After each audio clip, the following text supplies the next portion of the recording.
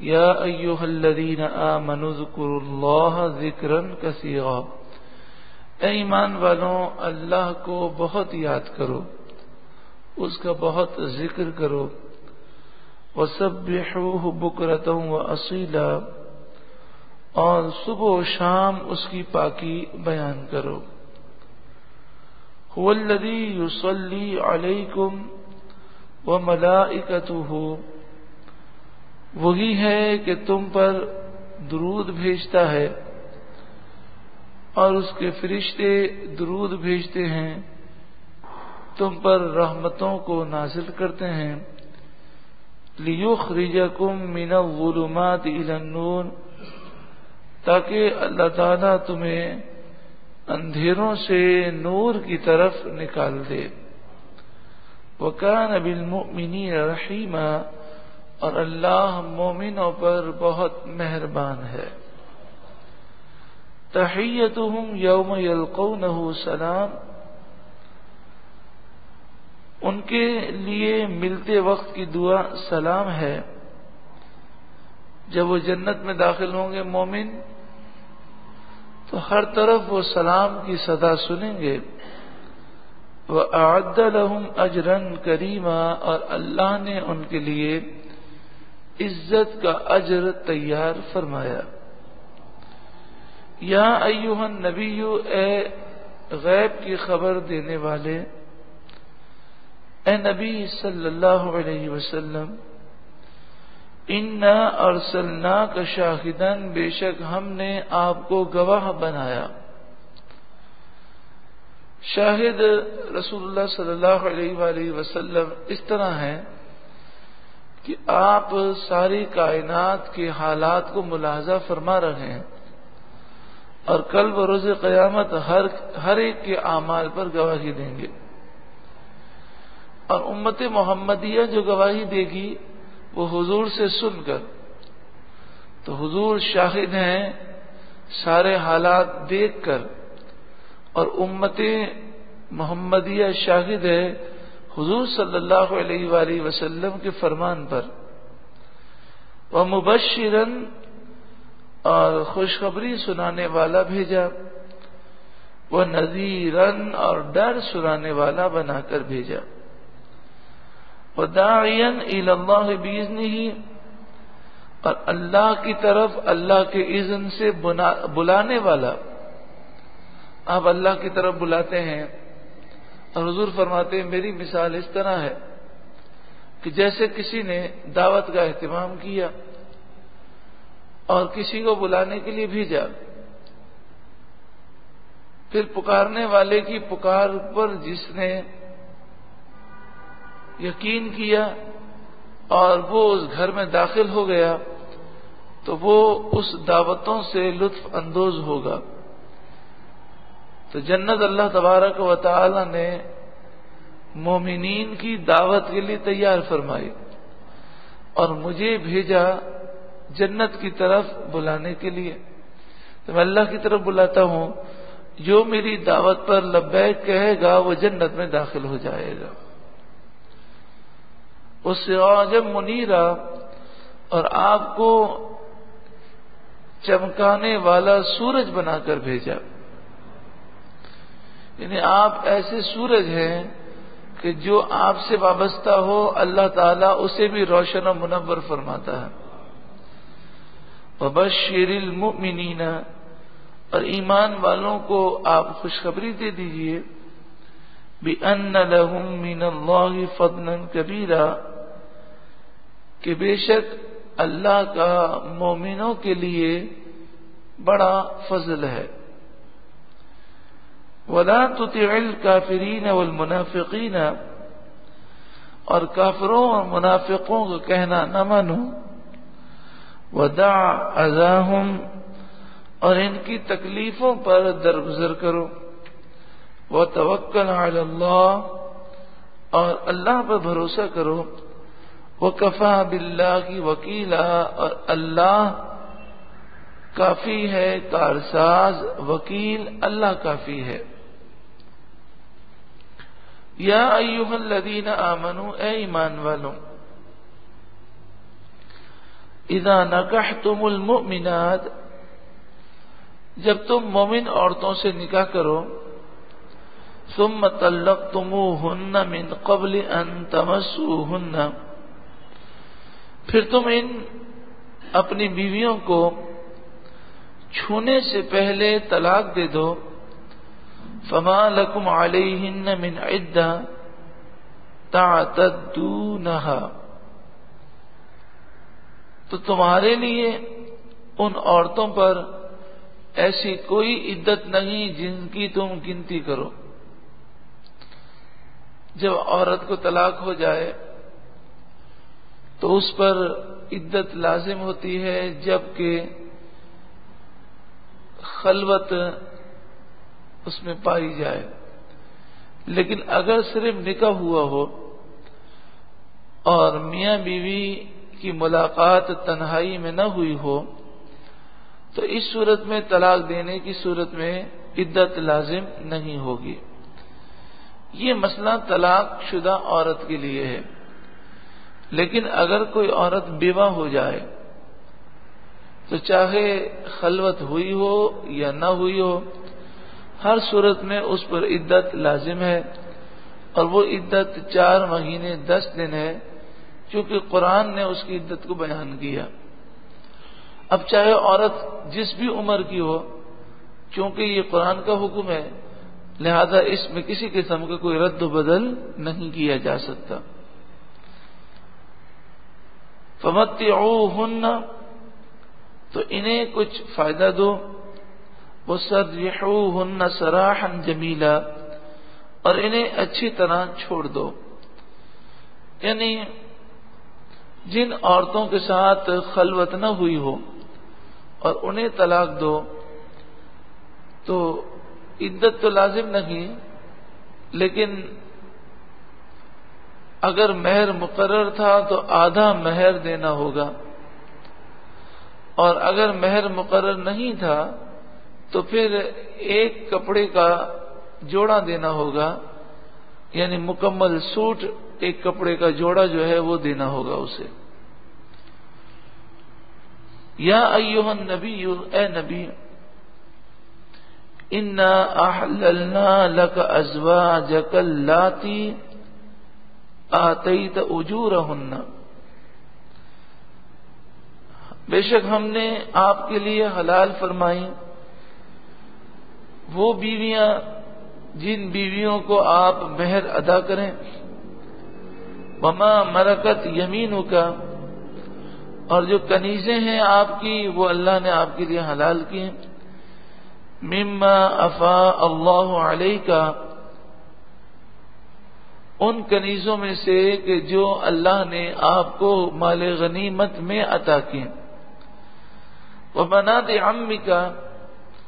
اور آپ کے چچا کی بیٹیاں، وبنات عماتک، اور آپ کی پھپھی کی بیٹیاں، وبنات خالک، اور آپ کے ماموں کی بیٹیاں، وبنات خالاتک اللاتی ہاجرن معک، اور آپ کی خالہ کی بیٹیاں وہ جنہوں نے آپ کے ساتھ ہجرت کی۔ یہ ساری عورتیں جن سے بھی آپ نکاح کریں وہ آپ کے لیے حلال ہیں۔ بعض مفسرین فرماتے ہیں کہ جب نبی اکرم صلی اللہ علیہ وآلہ وسلم سے ازواج مطہرات نے خرچہ بڑھانے کا مطالبہ کیا تو یہ حکم نازل ہوا کہ یا تو دنیا کو اختیار کرو یا آخرت کو، تو ازواج مطہرات نے آخرت کو اختیار کیا، تو رسول اللہ صلی اللہ علیہ وآلہ وسلم کو حکم دیا گیا کہ اب آپ ان ازواج مطہرات کو طلاق نہیں دے سکتے، اور ان کے علاوہ کسی اور سے آپ نکاح بھی نہیں کر سکتے۔ لیکن پھر آپ صلی اللہ علیہ وآلہ وسلم پر یہ آیت کریمہ نازل ہوئی اور اس میں اجازت دی گئی کہ آپ جتنے مزید نکاح کرنا چاہیں آپ کر سکتے ہیں، لیکن اس آیت کے نازل ہونے کے بعد بھی نبی اکرم صلی اللہ علیہ وآلہ وسلم نے مزید نکاح نہیں فرمایا۔ وامرأۃ مؤمنۃ، اور وہ مومنہ عورت آپ کے لیے حلال ہے، ان وہبت نفسها للنبی، اگر وہ اپنا نفس نبی کو ہبہ کر دے، ان اراد النبی ان یستنکحها، اگر نبی اس سے نکاح کرنا چاہیں، یعنی نبی اکرم صلی اللہ علیہ وآلہ وسلم کی خدمت میں آ کر کوئی عورت یہ کہے کہ میں اپنا نفس آپ کو ہبہ کرتی ہوں، اور رسول اللہ قبول کر لیں تو نکاح ہو جائے گا، اور اس میں رسول اللہ پر مہر لازم نہیں ہوگا۔ خالصۃ لک من دون المؤمنین، یہ خالص آپ کو اختیار ہے، دوسرے مومنوں کو یہ اختیارات نہیں ہیں۔ قد علمنا ما فرضنا علیہم فی ازواجہم، ہم نے مومنوں کو جو چیز مومنوں پر لازم کی ان کی بیویوں کے بارے میں وہ ہم خوب جانتے ہیں، یعنی جو مہر ہم نے مقرر کیا ہے وہ ہم جانتے ہیں، اور وہ مہر کم از کم 10 درہم چاندی ہے، یعنی 31 گرام چاندی، یا اس کی مقدار یا اس کی قیمت، اس سے کم مہر نہیں ہو سکتا، اور اس سے اوپر مہر مقرر کیا جائے تو اس کی کوئی انتہا نہیں، جتنا بھی زیادہ مہر مقرر کرنا چاہیں کر سکتے ہیں۔ 31 گرام چاندی آج کل تقریباً 2400-2500 روپے کی آتی ہے، تو اس سے کم جو مہر ہوگا وہ شرعی مہر نہیں ہے۔ وما ملکت ایمانہم، اور جو ان کی کنیزیں ہیں ان کنیزوں کے بارے میں جو ہم نے مقرر کیا وہ ہم جانتے ہیں کہ کنیزوں کو نان دینا ہے، نفقہ دینا ہے، انہیں پہننے کے لیے لباس دینا ہے۔ لکی لا یکون علیک حرج، تاکہ تم پر کوئی حرج نہ ہو، کوئی دشواری نہ ہو۔ وکان اللہ غفور الرحیم، اور اللہ بخشنے والا مہربان ہے۔ نبی اکرم صلی اللہ علیہ وآلہ وسلم اپنی ازواج مطہرات کے درمیان باری کو مقرر فرماتے، اور ہر زوجہ محترمہ کے پاس آپ باری سے تشریف لے جاتے، اور یہ شرعی مسئلہ یہ ہے کہ جس کی بیویاں ایک سے زائد ہوں، عام آدمی پر یہ لازم ہے کہ وہ اس میں انصاف کرے اور رات گزارنے میں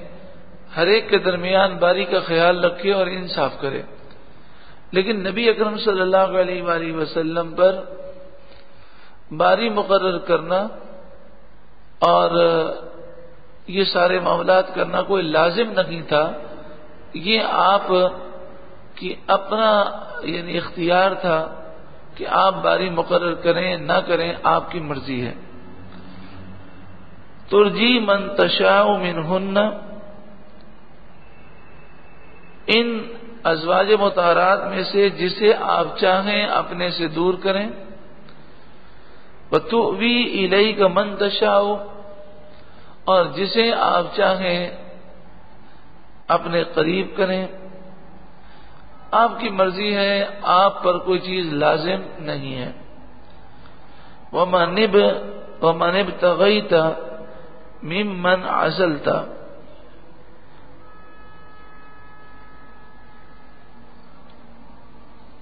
اور جس زوجہ محترمہ کو آپ نے دور کر دیا اسے جب چاہیں آپ اپنے قریب کر لیں، فلا جناح علیک، آپ پر کوئی حرج نہیں ہے، کوئی چیز بھی آپ پر لازم نہیں ہے۔ تو دیکھیں نبی کے احکامات مختلف ہوتے ہیں اور امتیوں کے لیے احکامات مختلف ہوتے ہیں۔ ذالک ادنی ان تقر اعینہن ولا یحزن، یہ قریب ہے کہ ان ازواج مطہرات کی آنکھیں ٹھنڈی رہیں اور وہ غمگین نہ ہوں. یعنی جب اللہ تعالیٰ نے یہ حکم بیان کر دیا تو یہ ازواج مطہرات جب قرآن پڑھیں گی تو انہیں یہ خیال آئے گا کہ اللہ نے جب یہ حکم دیا ہے تو اب رسول اللہ صلی اللہ علیہ وآلہ وسلم جس طرح بھی معاملہ کریں اللہ نے یہ سارے اختیارات رسول اللہ کو دیے ہیں. وَيَرْضَيْنَ بِمَا آتَيْتَهُنَّ كُلُّهُنَّ، اور جو کچھ آپ عطا کریں وہ تمام کی تمام اس عطا پر راضی ہو جائیں، کیونکہ جو حضور دیں گے وہ اللہ کے حکم سے دیں گے. وَاللَّهُ يَعْلَمُ مَا فِي قُلُوبِكُمْ،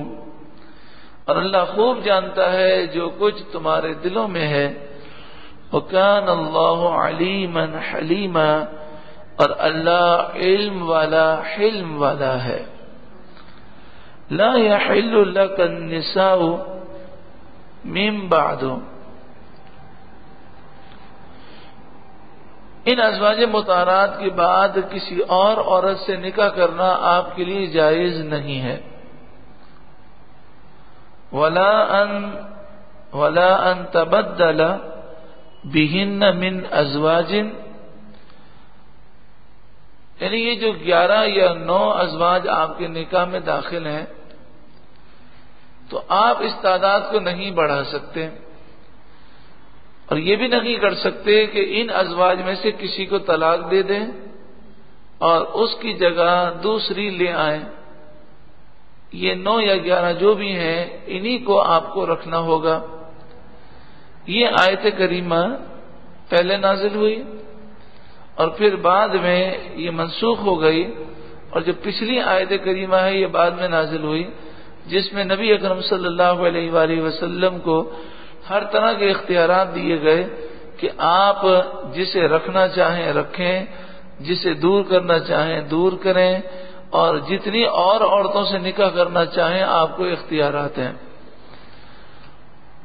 سوال یہ پیدا ہوتا ہے کہ اللہ تعالیٰ تو علیم ہے،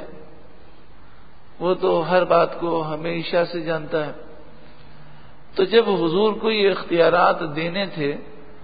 تو پہلے یہ کیوں کہا گیا کہ یہ جو 11 عورتیں ہیں اب انہی عورتوں کو آپ رکھیں اور انہیں تبدیل بھی نہ کریں اور ان میں اضافہ بھی نہ کریں؟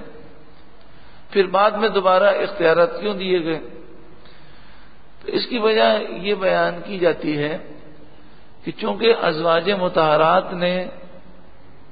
رسول اللہ صلی اللہ علیہ وآلہ وسلم کے ساتھ رہنے کو اختیار کیا اور دنیا کی دولت کو ٹھکرا دیا، تو یہ آیت کریمہ ان کے اعزاز میں نازل ہوئی، ان کی شان بیان کرنے کے لیے کہ یہ 11 بڑی عظیم عورتیں ہیں، لہذا انہیں یہ شرف ملا. پھر جب نبی اکرم صلی اللہ علیہ وآلہ وسلم کو اجازت دے دی گئی پھر بھی آپ نے مزید نکاح نہ فرمائے اور ان میں سے کسی کو طلاق بھی نہ دی. وَلَوْ أَعْجَبَكَ حُسْنُهُنَّ إِلَّا مَا مَلَكَتْ يَمِينُكَ، اگرچہ ان کا حسن تمہیں بھائے مگر کنیزیں تمہارے ہاتھ کا مال، یعنی جو کنیزیں ہیں وہ تو آپ کے لیے حلال ہیں، مگر ان 11 عورتوں کے علاوہ کسی اور سے آپ مزید نکاح نہ کریں. لیکن ابھی آپ کی خدمت میں عرض کر دیا گیا کہ بعد میں اجازت دی گئی. وَكَانَ اللَّهُ عَلَى كُلِّ شَيْءٍ رَقِيبًا، اور اللہ تعالی ہر چیز پر نگہبان ہے.